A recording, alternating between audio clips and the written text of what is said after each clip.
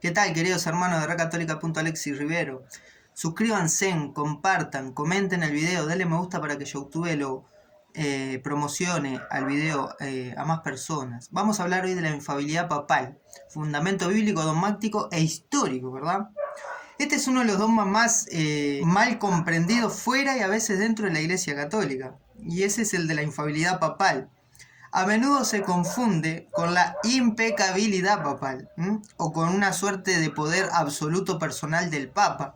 Sin embargo, este dogma, definido solemnemente en el Concilio Vaticano I en 1870, tiene raíces mucho más profundas que deben rastrearse en la Escritura, ¿verdad? En la tradición y en la vida de la Iglesia desde sus inicios. En este estudio extenso analizaremos qué significa y qué no significa la infalibilidad papal. ¿Cuál es su fundamento bíblico? ¿Cómo lo interpreta el catecismo en la Iglesia Católica? ¿Cuál es el papel del Espíritu Santo en este proceso, verdad? Y cómo se refleja la unidad entre el Mesías que está en el cielo y su representante aquí en la tierra. Así que les invito a que se queden hasta el final del video porque va a estar impresionante, ¿verdad? Bueno, vamos a comenzar por qué es la infalibilidad papal. El Catecismo de la Iglesia Católica dice, en el número 891, que el romano pontífice, jefe del colegio episcopal, goza de esta infalibilidad en virtud de su cargo, cuando como pastor y maestro supremo de todos los fieles, proclama por un acto definitivo una doctrina referente a la fe o a las costumbres. Es decir, la infalibilidad papal no significa que el Papa no pueda errar en temas, científicos, políticos o incluso teológicos cuando habla como teólogo privado. Solo se da cuando habla ex cátedra, desde la cátedra de Pedro, ejerciendo su magisterio supremo sobre toda la Iglesia en material de fe o moral. No es impecabilidad papal, como quieren hacer los hermanos evangélicos ver, ya que el Papa puede pecar, como cualquier otro ser humano, es un pecador, incluso el Papa Francisco es el que más dice, yo soy el más pecador, oren por mí. Entonces no es eso, no es la impecabilidad, ¿verdad? Diferencia entre la infalibilidad y la impecabilidad. Muchos confunden la infalibilidad con impecabilidad. La Iglesia enseña claramente que el Papa, todos los papas, son pecadores y necesitan la gracia como cualquier otro fiel. San Pedro, el primer papa, negó a Cristo 3 veces. San Pablo lo reprendió en Gálatas 2, 11, 14, pero nunca perdió la autoridad que Cristo le confirmó en Mateo 16, 18 y 19, ¿verdad? El Papa no es infalible en todo lo que dice, sino únicamente cuando enseña en ex cátedra. Es el Espíritu Santo quien lo persevera del error, ¿verdad? Son esos momentos particulares, ¿sí? En ese momento particular. Fundamento bíblico del Antiguo Testamento, bueno, la noción de un líder humano que habla con autoridad divina tiene raíces en el Antiguo Testamento. Tenemos a Moisés como mediador entre Dios y el pueblo, recibe las leyes y la transmite infaliblemente, Éxodo 19:20. Después tenemos a Josué, ¿verdad?, que recibe la imposición de manos de Moisés y continúa guiando al pueblo bajo la dirección divina, Números 27, 18 al 23. En Isaías 22 al 20 al 22, el mayordomo Eliakim recibe las llaves de la casa de David, símbolo del poder, poder del gobierno delegado por el rey. Este último pasaje es tipo profético de Mateo 16, 18 al 19, donde Jesús entrega a Pedro las llaves del reino. Tú eres Pedro y sobre esta piedra edificaré mi iglesia. A ti te daré las llaves del reino de los cielos. Todo lo que ates en la tierra quedará atado en el cielo, ¿verdad? Entonces vamos a adentrarnos en Pedro y la promesa de la infalibilidad. En Mateo 16, Jesús no solo cambia el nombre de Simón a Pedro, Cefas, que es igual a piedra, sino que le confiere una autoridad única. La revelación de que Jesús es el Mesías no provino de la carne ni de la sangre. Bienaventurado tú, Simón, hijo de Jonás, porque esto no te lo ha revelado ni la carne ni la sangre, sino mi Padre que está en el cielo. Y ahí le dijo, yo a mi vez te digo que tú eres Pedro y sobre esta piedra edificaré mi iglesia. Aquí se establece un principio fundamental. La doctrina revelada a Pedro viene directamente del Padre. No es resultado de su sabiduría humana, ni de su santidad personal. No es por obra de Pedro, sino que viene directamente de Dios. El mismo principio opera en la infalibilidad papal. Es el Padre quien elige y revela. Y el Papa solo es instrumento. La función de las llaves y el poder de atar y desatar. A ver, las llaves representan autoridad y sucesión. Como Eliaquim fue mayordomo del rey, Pedro es el mayordomo del rey Mesías. El poder de atar y desatar se entiende en términos rabínicos como la capacidad de emitir juicios doctrinales vinculantes. Por tanto, cuando el Papa enseña en ex cátedra, no lo hace como teólogo privado, sino como sucesor de Pedro con el poder que Cristo le otorgó. La promesa de la asistencia del Espíritu Santo.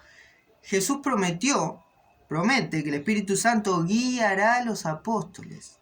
¿Sí? Cuando venga el Espíritu de la verdad, Él os guiará a toda la verdad. Juan 16:13. Por eso no puede haber una ruptura de esa primera iglesia, porque el Espíritu Santo no se corrompe. Y esa iglesia es la que tiene toda la verdad, no puede haber otra.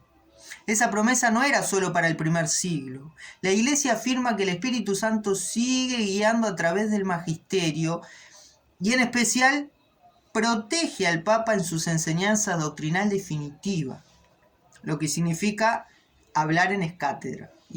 ¿Se entiende? ¿Y qué significa hablar en ex-cátedra?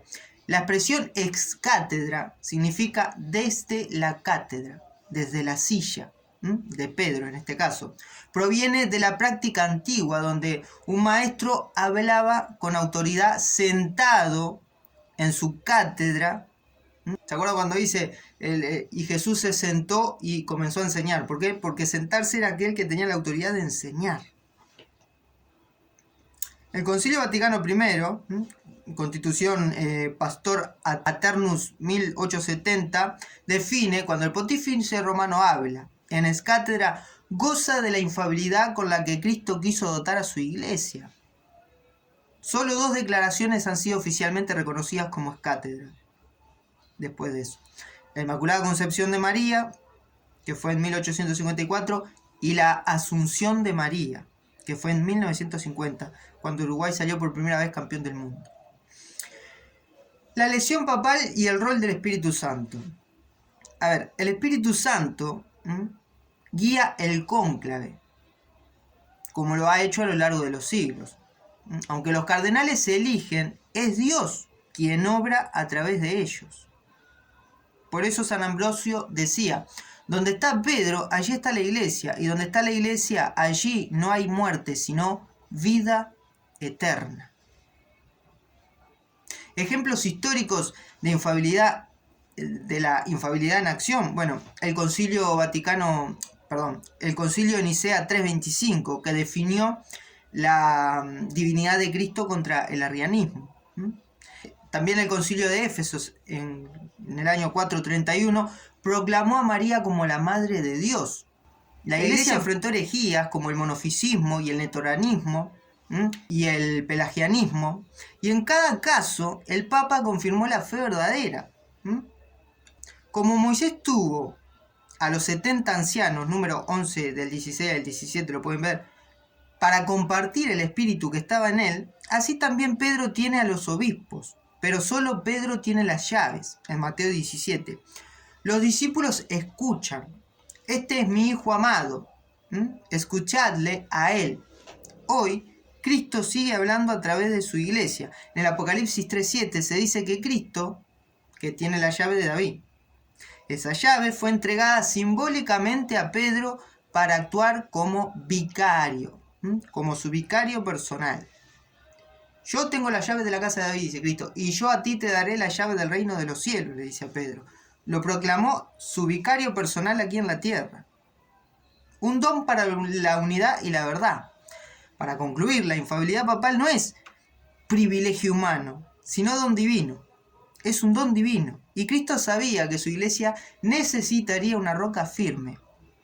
La unidad no podía basarse en la interpretación personal de la Escritura, sino en una autoridad viva, guiada por el Espíritu Santo. Por eso, cada vez que el Papa define una doctrina es cátedra, no lo hace por sí mismo, sino lo hace como instrumento de la voz de Dios. Como dijo el beato Johnny Henry Newman, 1000 dificultades no hacen una sola duda. 1000 dificultades no hacen una sola duda. Podemos tener preguntas, pero el dogma de la infalibilidad no garantiza que la iglesia no caerá en el error. Y yo estaré con vosotros todos los días hasta el fin del mundo. Mateo 28, 20.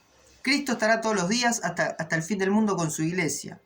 Y si no existiera la infalibilidad, queridos hermanos de Arcatólica.Alexis Rivero, suscríbanse al canal, denle me gusta y compartan, pueden hacerse miembros, pueden dar en el botón super chat y colaborar desde $1 en adelante, o simplemente comentar y estaremos hablando porque yo le voy a estar respondiendo. Si no existiera la infalibilidad, queridos hermanos, ¿qué dijo San Pablo? ¿Cuál es la garantía de la verdad? ¿Cuál es la garantía de Cristo? Porque Cristo dijo, yo soy la verdad y la vida. ¿Cuál es la garantía de que se te enseñe el verdadero Cristo? No es la Biblia. La Biblia habla de Cristo, pero no te da la garantía del que el que tenga la Biblia en la mano y te enseñe, te esté enseñando el verdadero Cristo. No. La Biblia no es la garantía, lo dijo San Pablo. La garantía es la iglesia. La garantía y columna y fundamento de la verdad es la iglesia del Dios vivo. La iglesia es la garantía de la verdad. Y si no existiera una infalibilidad, si no existiera una protección en los dogmas de fe de Dios mismo, la iglesia caería en división doctrinal, como los evangélicos, que van a la escritura y cada quien interpreta lo que quiere, y hoy tenemos más de 80.000 sectas protestantes que dicen ser la iglesia de Cristo y todas creen cosas diferentes. Una cree en el rapto, la otra no. Una no cree en el rapto, pero sí cree en la Trinidad. Una cree en el rapto, pero no en la Trinidad. Otra cree en la Trinidad, pero no cree que Jesús sea Dios y ni el Espíritu Santo sea Dios también. Otra cree en la Trinidad, cree que Jesús es Dios y que el Espíritu Santo también es Dios. Pero no cree en el bautismo de los niños. Digo, todas tienen distintas verdades. ¿Por qué? Porque no tienen esa infalibilidad, no tienen esa conexión prometida entre el Mesías que estaría en el cielo con un hombre aquí en la tierra. ¿Se entiende? No tiene esa infalibilidad que le dijo Cristo a Pedro: yo estaré contigo, a ti te daré la llave del reino de los cielos. Y esa llave, esa autoridad de ser el mayordomo del rey, el segundo, el mano derecha, se pasó por imposición de manos de generación en generación. Un papa le pasaba al obispo, se moría el papa, se juntaban los obispos, se hacía un cónclave, el Espíritu Santo guía a ese cónclave a que elijan a otro sucesor para ese papa. ¿Recuerdan que cuando se murió Judas tuvieron que buscar un sucesor? Bueno, cuando muere un papa también se busca un sucesor para ocupar ese cargo y para que tenga esa promesa, porque el papa es la cabeza visible de la unidad de la iglesia. El papa es la unidad de la iglesia católica, ¿verdad? Entonces Cristo necesita dejar un líder aquí mientras Él está gobernando en el cielo.